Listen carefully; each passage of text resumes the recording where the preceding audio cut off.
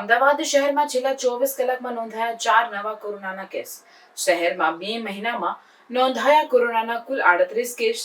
શહેરમાં active case 31, જેમાં 4 દર્દી સારવાર હેઠળ હોસ્પિટલમાં, 3 દર્દીઓ હોમ આઇસોલેશનમાં છે. 84 વર્ષના એક પુરુષ પેશન્ટને પ્રાઇવેટ હોસ્પિટલમાં દાખલ કરેલ છે.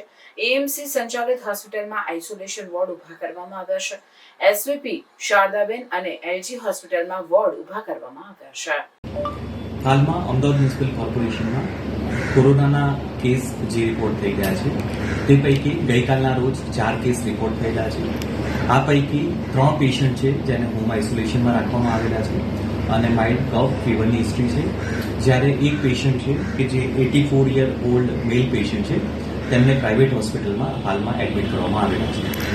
કોર્પોરેશનમાં હાલમાં ટેસ્ટિંગ બાબતે શહેરની હોસ્પિટલ છે એલજી હોસ્પિટલ, શારદાબેન હોસ્પિટલ તેમજ એસવીપી હોસ્પિટલમાં કોરોનાનું ટેસ્ટિંગ કરવામાં આવી રહ્યું છે અને બેડ બાબતે એસવીપી હોસ્પિટલમાં અલગ આઇસોલેશન બેડ તેમજ એલજી હોસ્પિટલમાં આ પ્રકારની વ્યવસ્થા કરવામાં આવી છે. સર, કેટલા બેડ એટલે દર્દીઓ માટે આરક્ષિત છે?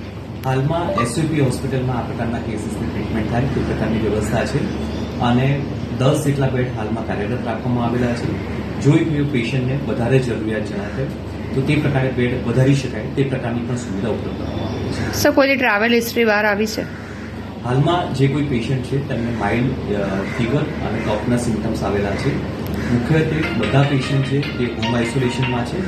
માત્ર ગઈકાલના રોજ જે કેસ આવે છે તે ઓલ્ડ 84 એજના ઓલ્ડ મેલ પેશન્ટ છે તેમને હોસ્પિટલમાં એડમિટ કરવામાં